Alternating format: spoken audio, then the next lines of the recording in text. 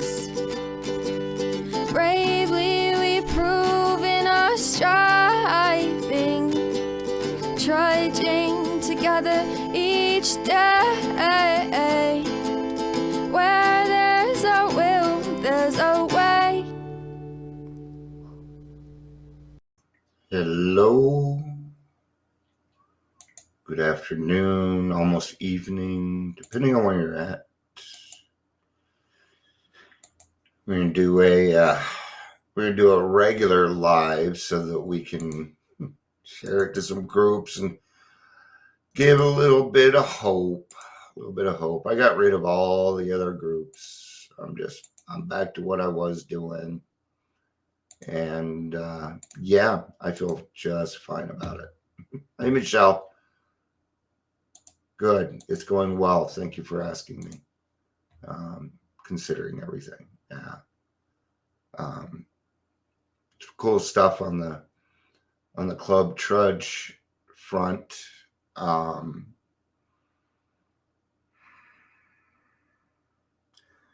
We have some people that are jumping in and joining me. They're going to be helping out. And it's something I appreciate because it is exciting. It's exciting because we get to do new things. This is new for them. It's not new for me. And as an empath, sometimes I do things so that other people enjoy them so I can get some enjoyment. Does that make any sense? Because when I'm depressed, I don't really enjoy anything. So, I try and trick my brain. Right. So, I've been listening to a lot more comedy and stuff lately, just to kind of give me, a more of a positive attitude. Life is a lot easier when you can genuinely smile. I said genuinely on there. Welcome to Daily Trudge. It used to be called Daily Reflections. For a long time, it was called Daily Reflections. And then Gary came along and said, "Why don't you name it the Daily Trudge?" That goes with it. Yeah. So that's what it ended up being. If you're here, please. And did you know most of the best ideas here were not mine? If you're here, please say hello, whether you're watching the live or the rewatch. Yeah, there is nothing original here. Okay. It might be new, but it certainly isn't original. What we're covering and what we talk about they're literal guides, man. And they were nice enough to print their mistakes. That's what a lot of the traditions are. They say, okay, this was the mistake that we made, and this is what we found out. So don't do it. See, they cleared the path for us. Okay? And I absolutely believe that because I see the 12 steps working in people's lives on a daily basis. Okay. I'm not against other programs. Okay. I'm not. But there's nothing like AA. This isn't. Okay. So, my thought process today has been, and I really want to talk to my therapist about this, but I don't know if my Medicaid is up or not. I haven't been able to see my therapist, but I booked an appointment. They didn't say no yet. So maybe it's back up. I called Medicaid to try and get it figured out. They're like, your hold is 2 hours. And I'm like, no, it ain't. All right. Tradition 12. We talk about the steps a lot in meetings and things. So I'd like to cover traditions. So let's do it. I'll read from 12 by 12. Okay. This is 12 by 12. On page 184, anonymity is the spiritual foundation of all of our traditions, ever reminding us to place principles before personalities. Okay. Principles of AA. There's a principle behind every step. So now tradition 12 does include the steps. Step 12 includes the traditions. The traditions are just as important as the steps. Okay. See, the steps are a guide to let you know how to live life. Okay. The traditions will tell you how to handle it. Okay. The spiritual substance of anonymity is sacrifice. Okay. Sacrifice. It's not a bad word. I'm sacrificing right now. Michelle's sacrificing right now. Somebody else just showed up. They're sacrificing right now too. Yeah. Time. It is the best commodity you have. Time. Okay? It isn't money. Well, I'll just put, an extra $5 in the basket so that way somebody else and I'll feel better about myself because I don't want to give up my time. Because time is money. Nope. Time is not money, not here. Time is just time. Okay. Because AA's 12 traditions repeatedly ask us to give up our personal desires for the common good, we realize that the sacrificial spirit, well symbolized by anonymity, is the foundation of them all. It is AA's proved willingness to make these sacrifices that gives people their high confidence in our future. Okay. What's another sacrifice symbolized by anonymity? The club. Okay. On paper, I'm the owner. Beyond that, so what? What if I'm not the person showing up that day? Then I'm not the one in charge, am I? See, I may create these things and they may be my babies, but they're not mine. They don't belong to me. The podcast doesn't belong to me. My name's on the paper. That's it. Beyond that, it belongs to you. It belongs because I'm not the person that sat down and told my story and was very raw for you. No, that goes to the speaker. But in the beginning, anonymity was not born of confidence. It was a child of our early fears. Our first nameless groups of alcoholics were secret societies. New prospects could only find us through a few trusted friends or a sponsor. The bare hint of publicity, even for our work, shocked us. Though ex-drinkers, we still thought we had to hide from the public distrust and contempt. Stigma is real, man. Stigma is real. Let's say I went and ran for an office. Think my alcoholism is going to come up? You bet it is. Not only is it going to come up, it will be used against me. Okay? Yeah, I've thought about running for office, but I don't know that I could handle something like that. When the Big Book appeared in 1939, we called it Alcoholics Anonymous. The very first name for the Big Book was called A Way Out. But then they found that there were 14 other books named A Way Out, so they changed it to Alcoholics Anonymous. See, forward thinking. Okay. Its forward made the revealing statement. It is important that we remain anonymous because we are too few at present to handle the overwhelming number of personal appeals which may result from this publication.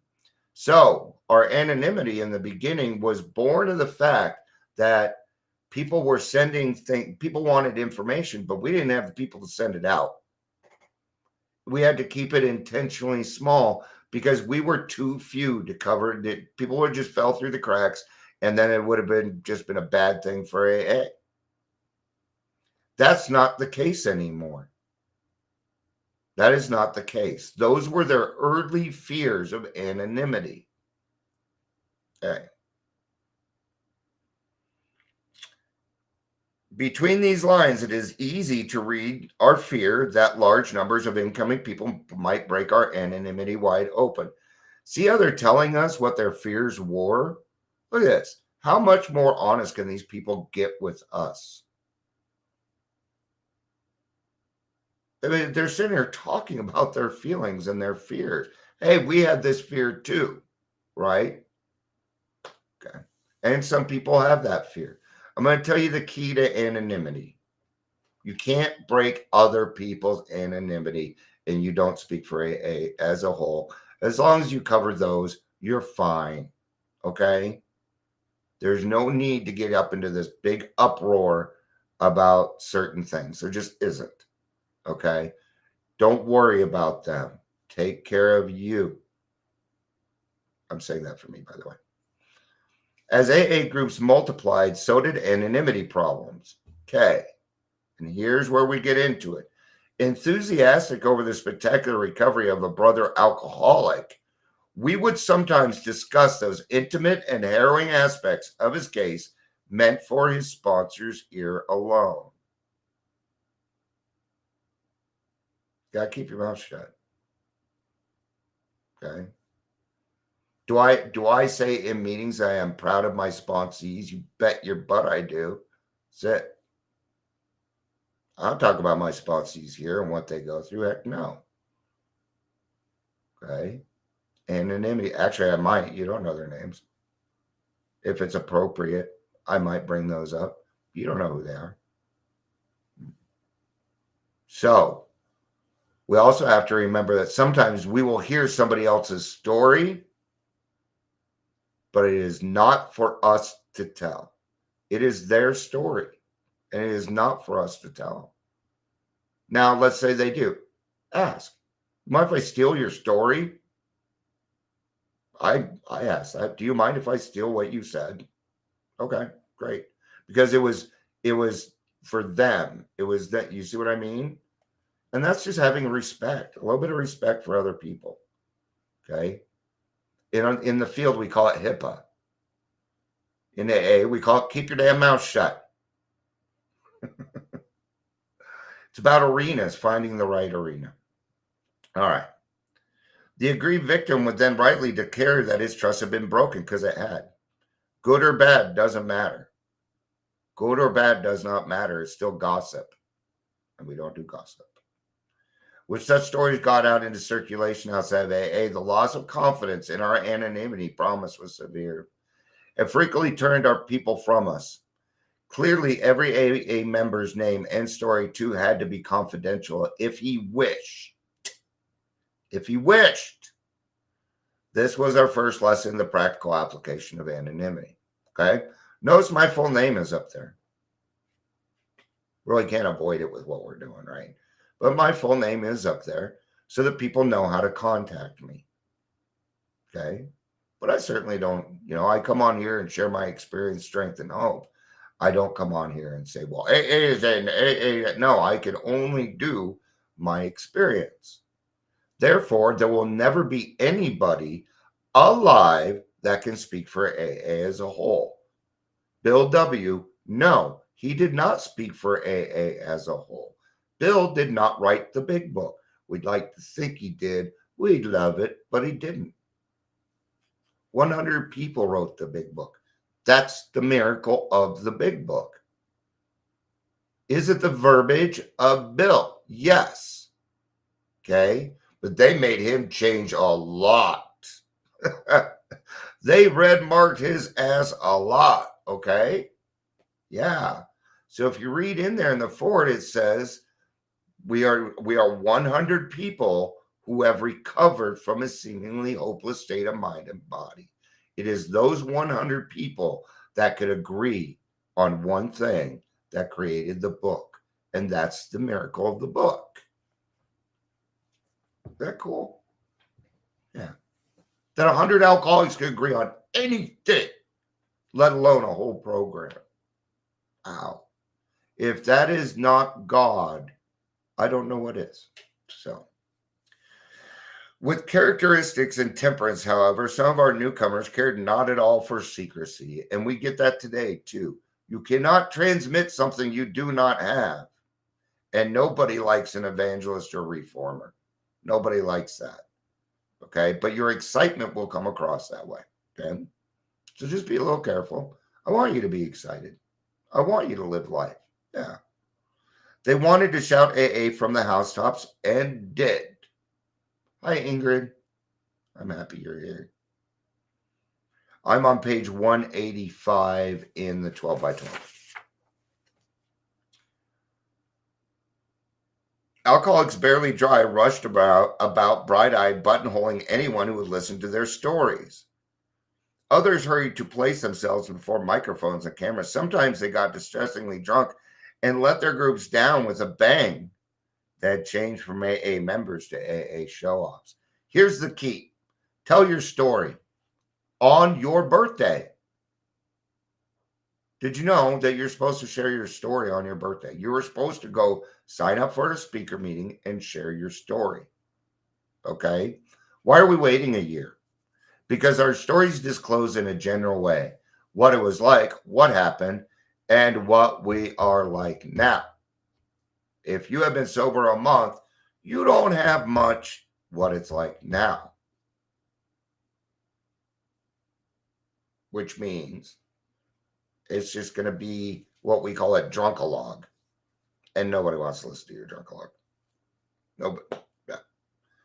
This phenomena of contrast really set us thinking. Squarely before us was the question, how anonymous should an AA member be? Well, we can't tell you to do anything. If you want to go on Channel 7 News and say, my name is Dion, I am a member of AA, and they voted me in. I'm going to speak for AA as a whole here. You can do that. Nobody's going to listen to you, though. Not only that, but the news is going to turn you down because even they know our traditions. Okay. News people are trained on AA. Okay. And they're very careful about it. They'll fuck with anybody else, but they won't fuck with AA. What does that tell you? What does that tell you? Okay. Our growth made it plain that we couldn't be a secret society. We can't be. If God didn't make me a miracle so that other people couldn't be a part of it, then why? Then why would God create a miracle if his children could not be a part of it? I know my higher power doesn't work that way. Sometimes I feel like God maybe gives me a little too much so that I will reach out to his children. Or that's the way it used to be. Now I always reach out. Okay. But it was equally plain that we couldn't be a vaudeville circuit either. A vaudeville circuit is like the most hairiest man, the man with the most tattoos, a bearded lady. Okay. That's a vaudeville circuit. The charting of a safe path between the extremes took a long time. Here we go. As a rule, the average newcomer wanted his family to know immediately what he was trying to do. He also wanted to tell others who had tried to help him, his doctor, his minister, and his close friends. Now, we may not want to do this. What about the trust that we have broken for years and years and years? I know. It's different this time. It feels different. I know. But they ain't going to get that. They're not going to understand that. They're just going to think you're nuts. So keep some of these things guarded. Keep it in your AA groups. Ask your sponsor, hey, do you think it's time that I tell my friend? Because it's going to be our actions that mean something. As he gained confidence, he felt it right to explain his new way of life to his employer and business associates. When opportunities to be helpful came along, he found he could talk easily about AA to almost anyone. These quiet disclosures helped him to lose his fear of the alcoholic stigma and spread news of AA's existence in the community. Many a man and woman came to AA because of such conversations. Though not in a strict letter of anonymity, such communications were well within its spirit. If I end up going to an emergency room for some reason and I'm not the one that's being seen, I go talk to charge nurses. Go talk to the nurses up front. Say, hey, you know what? I live in this community and I'm in recovery, and this is kind of what we do. This is where you can find us. They will take it. I'm telling you, they will take it. And they will send people your way. It'll happen. Okay? Because they need help. These nurses know and they understand that one alcoholic talking to another is the way to go. They don't want to deal with it. They don't. And they shouldn't have to. Shouldn't have to. You want to know why? Because that's my job, not theirs. That's our job. Okay? And we need to take that job back. But it became apparent that word of mouth method was too limited. Our work as such needed to be publicized. The AA groups would have to reach quickly as many despairing alcoholics as they could. Consequently, many groups began to hold meetings which were open to interested friends and to the public, so that average citizens could see for themselves just what AA was all about. And now we know why they have open meetings. Open meetings are for the public. Most meetings are supposed to be closed. But we keep them open. Okay? So that in the beginning, most meetings were closed. Almost all of them were closed. If you were not an alcoholic, you couldn't come in. Period. That's it. Okay? Well, we've opened it up a little bit, haven't we? Okay? We have, because we're trying to meet people where they're at instead of trying to make them meet us where we're at. Okay? And that's how open meetings came about. Okay? Closed meetings should be limited to things like men's meetings, women's meetings. Okay? LGBTQ, I think, could be a closed one too, because it's kind of specific. I've been to some closed, speaker meetings are almost always open. Good point. Good point. I've been to some closed LGBTQ meetings and they didn't care. So it was the only 6 o'clock meeting and I don't care.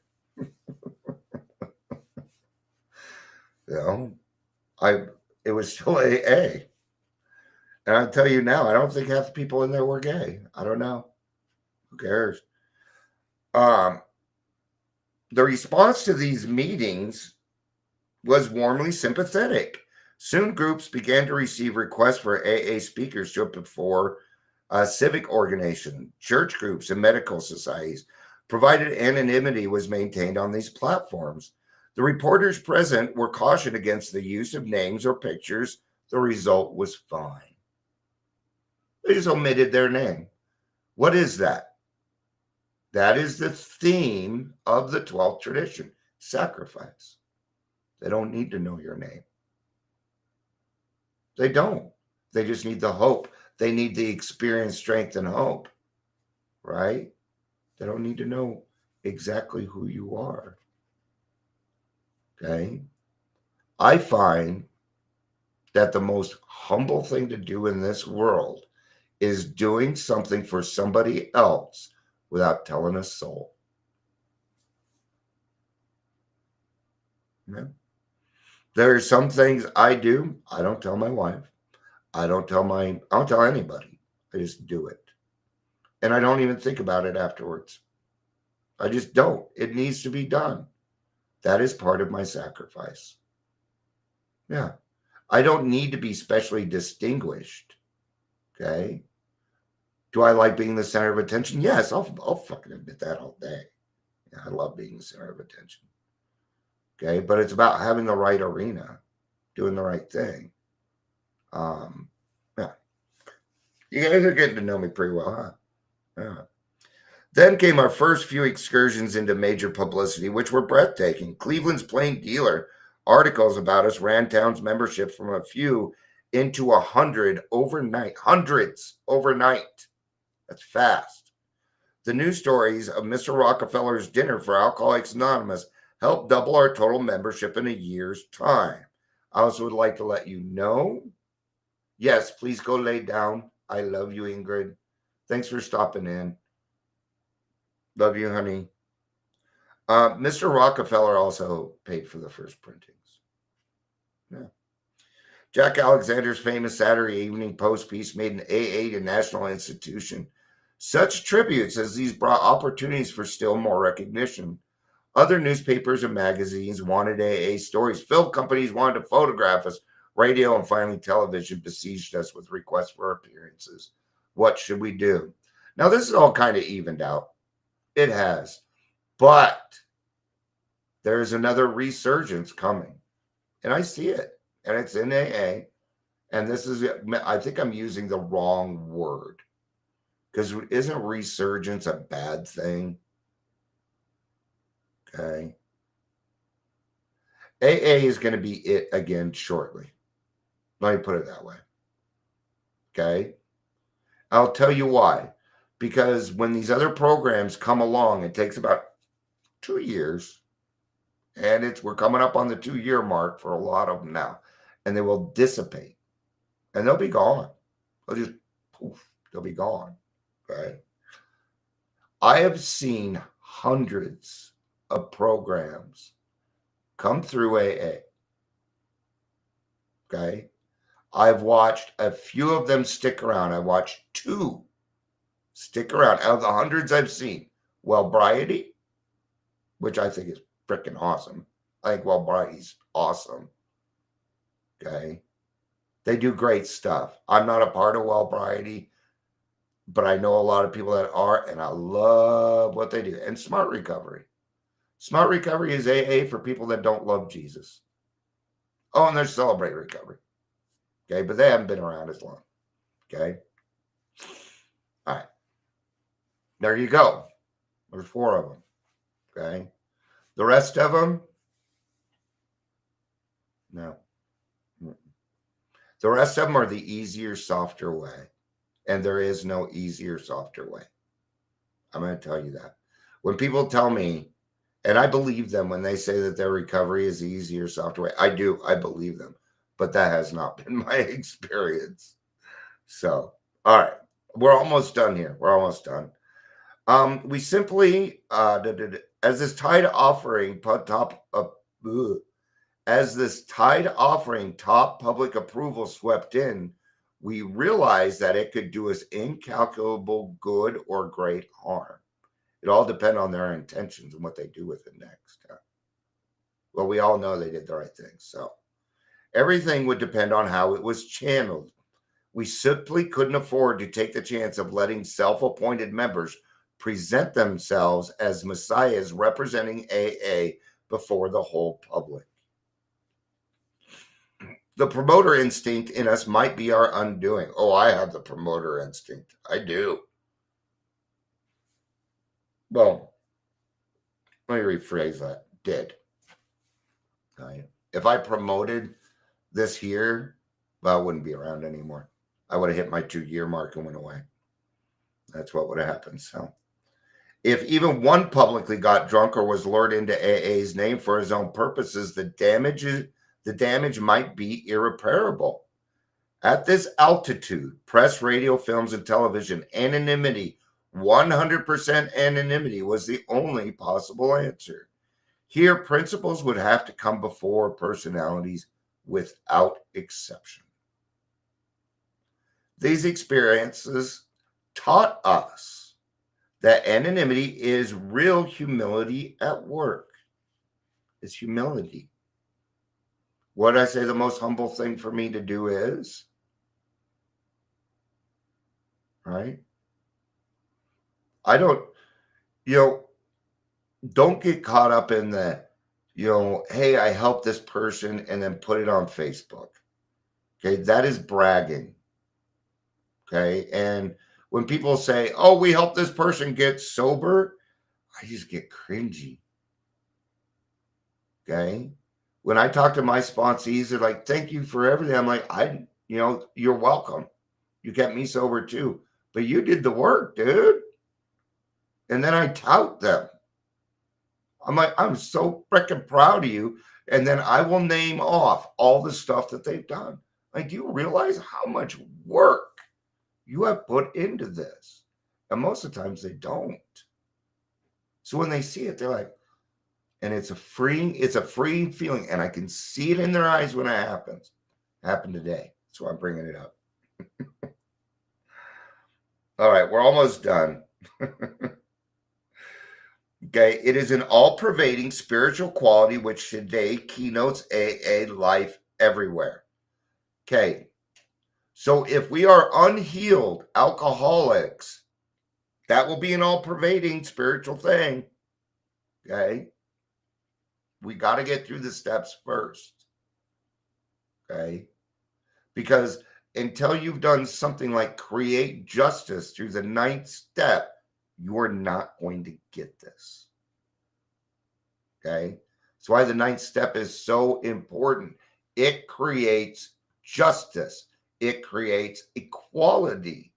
It tells your brother man it is okay to hold space for them. And what a great feeling. Okay, most of us are running around hurting just for an encouraging word.